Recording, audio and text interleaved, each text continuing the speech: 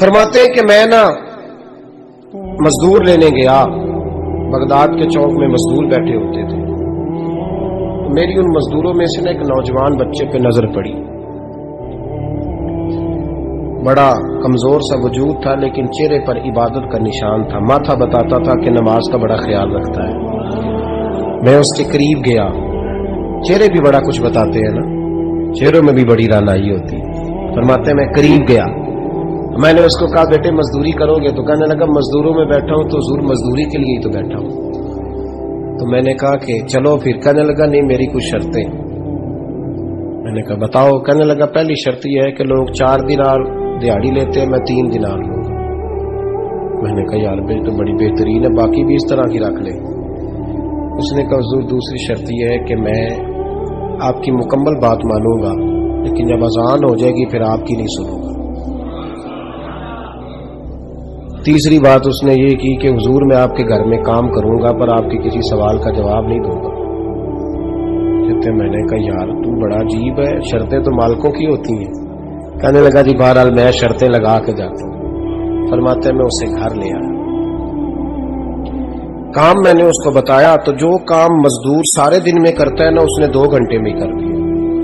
ہمارے مزدور سگریٹ پینے میں بھی تو آدھا گھنٹہ لگاتے ہیں، وہ چائے پینے جائیں تو پونا گھنٹہ وہاں۔ ان کو بھی تو دیانتداری کرنی چاہیے کہ نہیں کرنی چاہیے؟ معاہدہ کیا ہے نا جی تو پورا اترنا چاہیے نا۔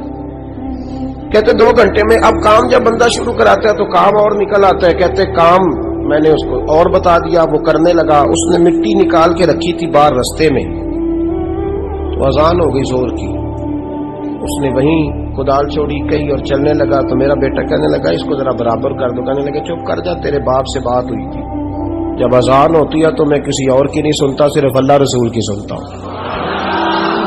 کہتے مسجد چلا گیا، نماز پڑھ کے آیا تو دوپہر کا وقت تھا۔ میری بیوی کہنے لگی اس کو کھانا کھا لے۔ کہتے ہم نے کہا کھانا کھا لو، تو کہنے لگا میں نے روزہ رکھا ہوا، رمضان بھی نہیں تھا، نفلی روزہ رکھا ہوا۔ فرماتے ہیں شام ہوئی، میں نے 3 دینار دیے تو میں نے کہا تیرا نام کیا ہے؟ کہنے لگا میں نے آپ سے کہا تھا میں کسی سوال کا جواب نہیں دوں گا۔ تو وہ چلا گیا۔ اگلے دن میں پھر لینے گیا اسے، کام کچھ اور نکل آئے تو لوگوں نے بتایا وہ صرف ہفتے والے دن آتا ہے۔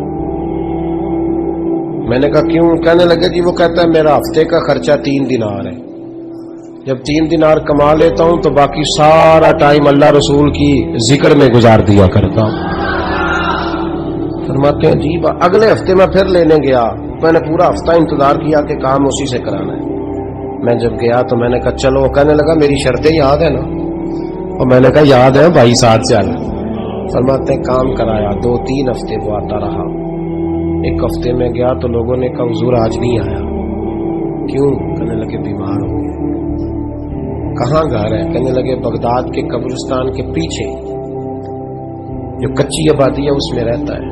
فرماتے میں گیا، دروازے پہ دستک دی تو کہنے لگا حضور آپ ہیں؟ دروازہ کھولا ہے، آ جائیے۔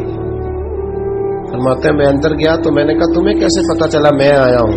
کہنے لگا حضور اللہ والے ہو، آپ نہیں آنا تھا، ورنہ امیر تو غریبوں کا پتہ لینے کوئی نہیں آتے۔ کہتے میں قریب گیا تو کہنے لگا میں آپ کا انتظار کر رہا تھا، تیز بخار ہے، تپ رہا۔ جیب سے کچھ پیسے نکالے، کہنے لگا یہ پیسے رکھ لیں۔ ایک انگوٹھی نکالی،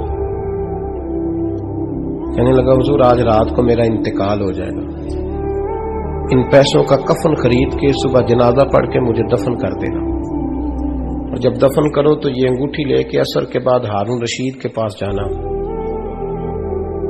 آپ اسے کہنا میں نے ملنا ہے پر وہ آپ کو ٹائم نہیں دے گا، آپ اس کو آواز دیجیے گا کہ تیری ایک امانت ہے میرے پاس، پھر وہ آپ سے ملے گا تو انگوٹھی دے دیں، پھر آپ میری طرف سے فارغ ہیں۔ حضرت فرمانے لگے تیرا نام؟ اور کہنے لگا حضور وقت تھوڑا ہے، آج رات میں نے جانا ہے، بڑی لمبی معافی مانگنی ہے رب کریم سے، اگر مناسب سمجھے تو مجھے اپنے رب سے تنہائی کر دے دیں۔ فرماتے ہیں میں آ گیا اور اس کی باتوں نے مجھے ساری رات سونے نہیں دیا۔ فرماتے ہیں صبح